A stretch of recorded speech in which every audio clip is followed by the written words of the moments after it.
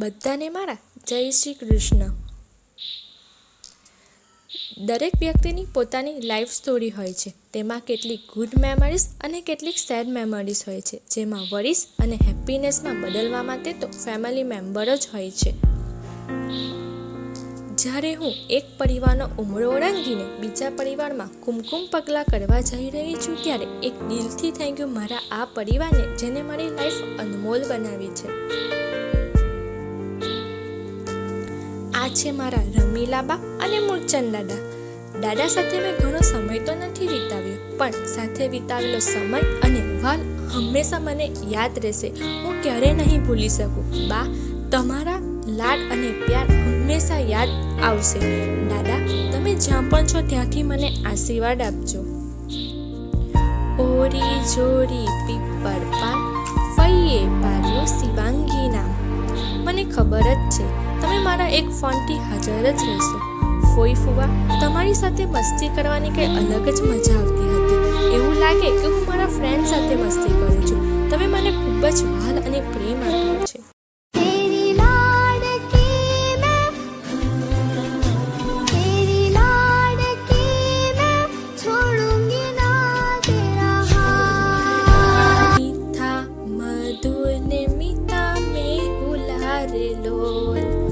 તેથી મીઠી છે મારી માતરે, જનનીની છોડ સખી નહીં જરે લીલો.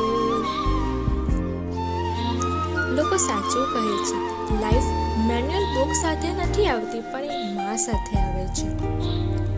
મારા પહેલા શબ્દથી લઈને મારી પહેલી ટીચર, મારી પહેલી સ્કૂલ, મારી પહેલી ફ્રેન્ડ, મારા પહેલા શોપિંગ પાર્ટનર, મમ્મી તમે જ તો છો.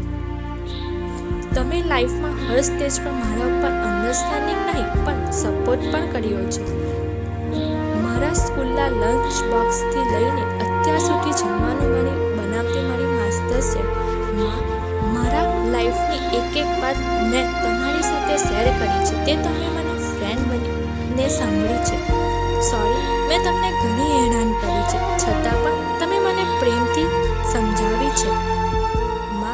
તમારો એક અંશ છું, એટલે સૌથી છૂટા પડવાનું દુઃખ તમને અને મને થશે. મમ્મી હવે દરરોજ સવારે 9 વાગ્યા કહીને 8 વાગે કોણ ઉઠાડશે? હું બસ 5 મિનિટ કોને કહીશ? મમ્મી, તમારા ખોળામાં રમતા રમતા અને આંગળી પકડીને ચાલતી દીકરી આજે આટલી મોટી થઈ ગઈ છે કે તમારી આંગળી છોડીને જઈ રહી છે. लाडो उंगली पकड़ के फिर से सिखा दे, गोदी उठा लेना माँ, आंचल से मेरा मुंह पोंछ देना, मैला सा लागे जहाँ.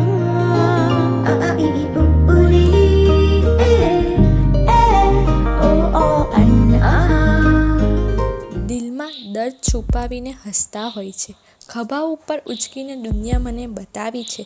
કંઈ પણ મારા બોલ્યા વિના મારા દિલની વાત જાણી લે છે. આ છે મારા પપ્પા. પપ્પા, તમારી આંખોમાં મારા બાળપણની સેંકડો યાદો છે. તમે બાળપણથી ઘણી ખુશીને સાચવીને હજી મનમાં રાખી છે. તમે મારા દરેક શોખ પૂરા કર્યા છે.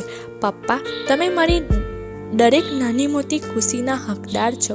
પપ્પા, આટલી પરફેક્ટ તમે જ બનાવી છો. કોલેજની સાથે સાથે તમે મને બીજા કામ કેવી રીતે મેનેજ કરવા તે પણ મને શીખવાડ્યું છે.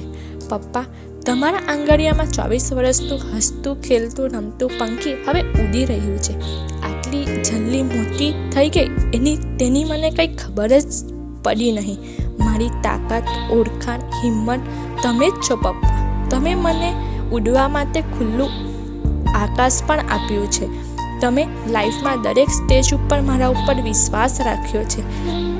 દરેક પરિસ્થિતિમાં તમે મારી સાથે રહ્યા છો. તમે મને ખૂબ જ સ્ટ્રોંગ બનાવી છો. ना कुछ पूछा ना कुछ मांगा, तूने दिल से दिया जो दिया, ना कुछ बोला ना कुछ तोला, मुस्कुरा के दिया.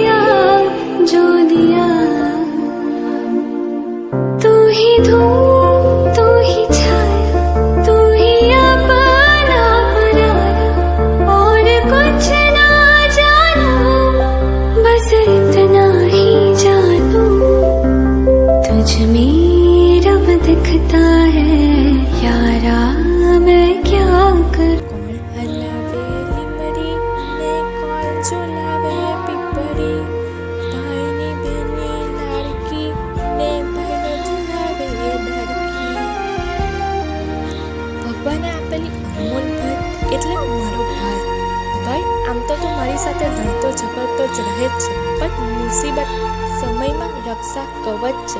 મારી સાથે મિત્ર બનીને હંમેશા રહે છે.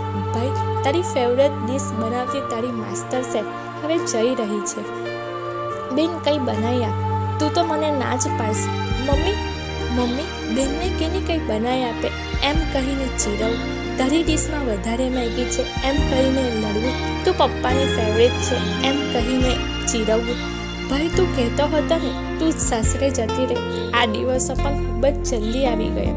ભાઈ, ભલે હું તારાથી દૂર જાઉં છું, પણ હંમેશા તારા સુખ દુઃખમાં હંમેશા તારી બેન સાથે જ રહેશે. મને ખબર જ છે હું સાસરે જઈશ ત્યારે તું એકલો જ પડી જશે, પણ તારી બેન તારા એક ફોનથી હંમેશા હાજર જ રહેશે. ભાઈ, થેન્ક યુ હંમેશા મને સપોર્ટ કેર કરવા માટે. तू है तो दिल धड़कता है, तू है तो सांस आती है, तू ना तो घर घर नहीं लगता, तू है तो डर नहीं लगता, तू है तो हम आते हैं, तू है तो मुस्कुराते हैं कि तेरे बिन सो नहीं सकते, किसी के हो नहीं सकते, तू है तो.